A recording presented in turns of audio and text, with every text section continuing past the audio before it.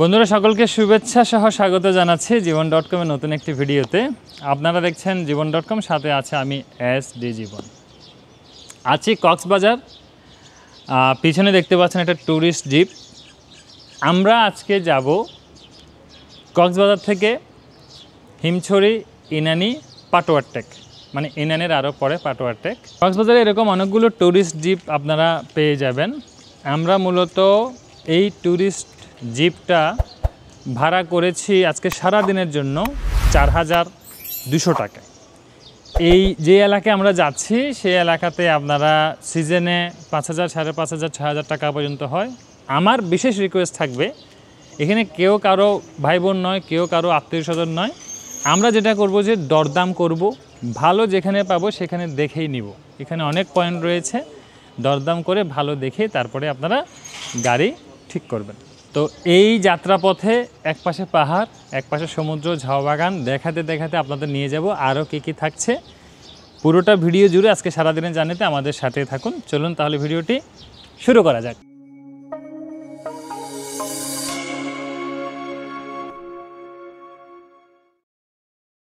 এটা আমাদের পারিবারিক ভ্রমণের ভিডিও। হোটেলের সামনে থেকে আমরা সবাই চাঁদের গাড়িতে উঠলাম। আমাদের লক্ষ্য একপাশে পাহাড় আর একপাশে সমুদ্র ও ঝাউ বাগান দেখতে দেখতে কক্সবাজারের সৌন্দর্য উপভোগ করা। আমাদের যাত্রা শুরু হলো। কক্সবাজারের রাস্তাঘাট দেখতে মনে হয় জাপানি রাস্তা। কলাতলি রোড ধরে এগিয়ে চলেছি আমরা। এটা ডলফিন মোড়, খুব নামকরা জায়গা। এই রাস্তাটার নাম মেরিন ড্রাইভ রোড। একপাশে পাহাড় আর একপাশে সমুদ্র এবং ঝাউ গাছের বাগান দেখতে দেখতে এগিয়ে চলেছি আমরা। অসাধারণ দৃশ্য। ট্যুরিস্ট জিপগুলো ছাদ খোলা হওয়ার এটা একটা কারণ, যাতে করে পর্যটকরা দাঁড়িয়ে বসে যেভাবে ইচ্ছে সেভাবে যেন প্রাকৃতিক সৌন্দর্যটা উপভোগ করতে পারে। আমরা প্রথমে চলে যাব দূরের গন্তব্যে, মানে পাটোয়ার টেক, আর সেদিক থেকে আসার সময় ইনানি, হিমছড়ি সহ অন্যান্য পর্যটন স্পটগুলো দেখে দেখে আসব, আপনাদেরকেও দেখাবো। এটা বর্ডার গার্ড বাংলাদেশের রেজু খাল চেকপোস্ট। এই খালটির নাম রেজু খাল। ব্রিজটি দেখতে অনেক সুন্দর। আমরা এখন ইনানি সমুদ্র সৈকতের অংশে প্রবেশ করেছি। খুব সুন্দর একটা তারকামানের হোটেল দেখলাম আমরা। এটার নাম বে ওয়াচ। এই রিসোর্টটির নাম দ্য ওয়েব রিসোর্ট। এর পাশেরটির নাম সি পাল। এখানে একটি ওয়াটার পার্কও রয়েছে। এটি হচ্ছে নৌবাহিনী জেটি। এখান থেকে সেন্ট মার্টিন যাওয়া যায়। আমরা চলে আসলাম পাটোয়ার টেক সমুদ্র সৈকতে। সবাই গাড়ি থেকে নামার পর সমুদ্র সৈকত দেখে অন্যরকম এক প্রশান্তিতে মনটা ভরে গেল। পাটোয়ার টেক সমুদ্র সৈকত কক্সবাজার জেলার উখিয়া উপজেলায় অবস্থিত একটি মনোরম ও অপেক্ষাকৃত কম পরিচিত সমুদ্র সৈকত। কক্সবাজার শহর থেকে প্রায় ৩০ কিলোমিটার এবং ইনানি সৈকত থেকে মাত্র ৬ কিলোমিটার দূরে অবস্থিত এই সৈকতটি কক্সবাজার টেকনাফ মেরিন ড্রাইভ সড়কের পাশে অবস্থিত। পাটোয়ার টেক সৈকতের প্রধান আকর্ষণ এর শান্ত পরিবেশ, স্বচ্ছ নীল জল এবং সৈকতে ছড়িয়ে থাকা প্রবাল পাথর। এই প্রবাল পাথরগুলো গ্রীষ্ম এবং বর্ষাকালে বেশি দেখা যায় এবং এদের রং সাধারণত কালো ও সবুজাভ হয়ে থাকে। সেন্ট মার্টিন ছাড়া এই পাথর কক্সবাজারের অন্য কোনো সৈকতে দেখা যায় না। সৈকতের এক পাশে রয়েছে পাহাড়ের সারি, অন্য পাশে বিশাল সমুদ্র, যা একসাথে একটি অনন্য প্রাকৃতিক দৃশ্য তৈরি করে। সৈকতটি প্রায় সবসময় শান্ত থাকে, তাই যারা উত্তাল সাগরে নামতে ভয় পান তারা এখানে নিরাপদে স্নান করতে পারেন। সকালে বা বিকেলে, বিশেষ করে সূর্যাস্তের সময় পাটোয়ার টেকের সৌন্দর্য আরও অনেক গুণ বেড়ে যায়। বন্ধুরা, আমি এখন পাটোয়ার টেক সমুদ্র সৈকতে। এখানে এখন যে সময়টা ভিডিও করছি দিনের একটা কিছু প্লাস হয়েছে। এখানে সবচেয়ে বড় বিশেষত্ব হচ্ছে পাটোয়ার টেক সমুদ্র সৈকতে আপনারা অনেকটা সেন্ট মার্টিনের ফিল পাবেন। এখানে বেশ কিছু পাথর রয়েছে, যে পাথরগুলো সেন্ট মার্টিনে খুব বেশি দেখা যায়, ইনানি সমুদ্র সৈকতে কিছু কিছু দেখা যায়। কক্সবাজারের লাবণী, তারপরে কলাতলি, সুগন্ধা পয়েন্টে এই পাথরগুলো দেখা যায় না। তো আমরা আজকে আমাদের এই ভ্রমণের মধ্যে এখন আছি পাটোয়ার টেক সমুদ্র সৈকত। পাটোয়ার টেক সমুদ্র সৈকত তার প্রাকৃতিক সৌন্দর্য, শান্ত পরিবেশ এবং তুলনামূলক কম ভিড়ের কারণে প্রকৃতি প্রেমীদের জন্য একটি আদর্শ গন্তব্য। এখানে বসার জন্য বিচ চেয়ারের ব্যবস্থা রয়েছে। প্রতি ঘন্টা 60 টাকা করে ভাড়া দেওয়া হয়। ছবি তোলার জন্য ফটোগ্রাফারও পাবেন এই বিচে। পাটুয়ারটেক সমুদ্র সৈকতে একটা বিষয় খেয়াল করলাম, এখানে পাথর থাকায় ঝিনুক শামুক এসে আটকে যায়, আর পর্যটকরাও মনের আনন্দে কুড়ায় শামুক ঝিনুক। হয়তো তারা সংগ্রহে রাখবে স্মৃতি হিসেবে। ঘোরাঘুরি, ছবি তোলা, ঝিনুক কুড়ানো, ভিডিও করা সবই হলো। অনেকক্ষণ সময় কাটালাম আমরা। এবার একটু আশেপাশে ঘুরে দেখা যাক কি কি আছে এখানে। মোটামুটি বেশ কিছু দোকানপাট রয়েছে। বার্মিস আইটেম কেনাকাটার পাশাপাশি সি ফুড এবং বাংলা খাবারের রেস্টুরেন্টও রয়েছে। যেহেতু দুপুর গড়িয়ে প্রায় বিকেলবেলা হলো, এখন তো খাওয়া দাওয়া করতেই হবে, তাই সবাই মিলে ঢুকলাম একটা রেস্টুরেন্টে। নাম সি ফিশ ক্যাফে। ইকো টাইপের ডিজাইনটা বেশ ভালো লাগলো। খাওয়া দাওয়া শেষে আমরা রওনা দিলাম ইনানি বিচের দিকে।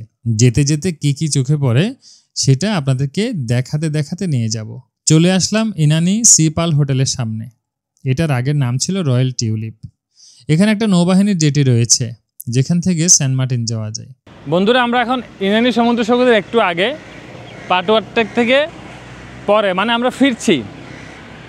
এই জায়গাটা দেখতে পাচ্ছেন, সামনে রয়্যাল টিউলিপ হোটেল, আর পিছনে যে বিশাল একটা সেতু, এটা হচ্ছে নৌবাহিনীর জেটি বলা হয়। এখান থেকে মূলত সেন্ট মার্টিনের উদ্দেশ্যে জাহাজ ছেড়ে যায়। তো এই এলাকাটাও আপনাদেরকে চিনিয়ে গেলাম। আমরা এখন এখানে আছি। আপনারাও যারা এদিকে আসবেন, আপনারা চাইলে আপনাদের ভ্রমণ তালিকায় এই জেটিটি রাখতে পারেন। ওই যে যাওয়ার সময় দেখিয়েছিলাম বেওয়াচ হোটেল, এটাই সেটা। এদের কিন্তু নিজস্ব হেলিপ্যাডও রয়েছে। চলে আসলাম ইনানি সি বিচে। এই ব্রিজের উপর থেকে শানকি নৌকাগুলো দেখতে খুবই সুন্দর লাগে। চলুন ইনানি সৈকতটা দেখে আসি। কেনাকাটা করার জন্য কিছু দোকানপাট রয়েছে এখানে। ছোটখাটো কিছু রেস্টুরেন্টও রয়েছে খাওয়া দাওয়া করার জন্য। সি বাইক, ঘোড়া, ফটোগ্রাফার ও সি চেয়ার তো আছেই। পাটুয়ারটেকের মতোই ইনানি সমুদ্র সৈকতও পাথরের জন্য বিখ্যাত। যাদের সেন্ট মার্টিন যাওয়ার ইচ্ছে এখনো পূরণ হয়নি, তারা এই ইনানি বা পাটুয়ারটেক ঘুরতে আসতে পারেন।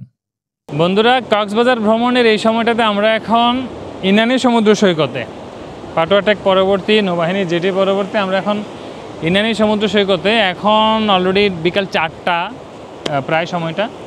এই সময়টা অনেকটা ভাটার সময়, তাই এখানে খুব সুন্দর করে পাথরগুলো জেগে উঠেছে। ইনানি সমুদ্র সৈকতের মূল সৌন্দর্য কিন্তু এই পাথরগুলো। আর আমরা পাটুয়ারটেকেও দেখেছি পাথর, যেটা আপনাদেরকে সেন্ট মার্টিনের ফিল দিবে। তো আমাদেরও খুব ভালো লাগছে। মোটামুটি একটু কোলাহল নাই, এখন তো অফ সিজন, একটু কোলাহল নাই, ভালো লাগছে। তো আপনারাও যারা ঈদের পরে বা অন্যান্য সময় বেড়াতে আসবেন, আপনাদের ভ্রমণ তালিকায় আপনারা এই ইনানি সমুদ্র সৈকত রাখতে পারেন। ভালো করে একটু দেখাচ্ছি আমরা। ভাটার সময় জেগে ওঠা পাথরগুলো দেখতে খুবই ভালো লাগে।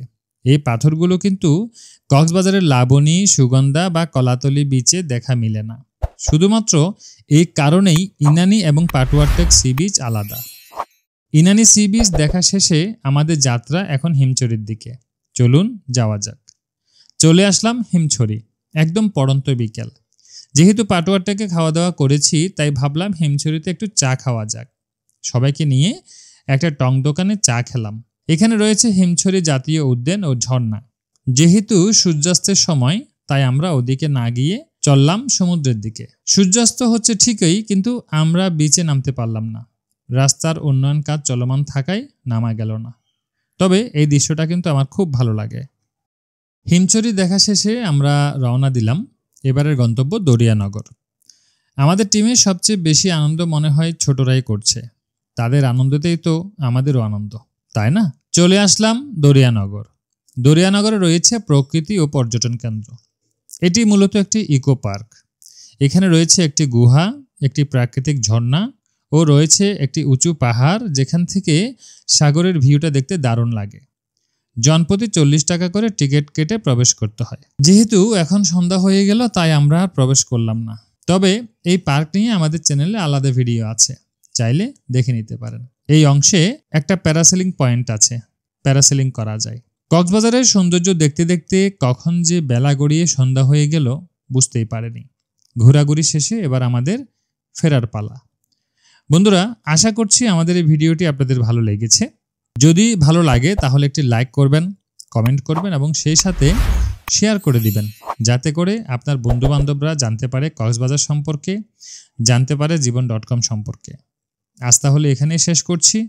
দেখা হবে পরবর্তী অন্য কোনো ভিডিও নিয়ে। সে পর্যন্ত ভালো থাকুন, সুস্থ থাকুন, সুন্দর থাকুন আর অবশ্যই থাকুন জীবন.com এর সাথে। ধন্যবাদ।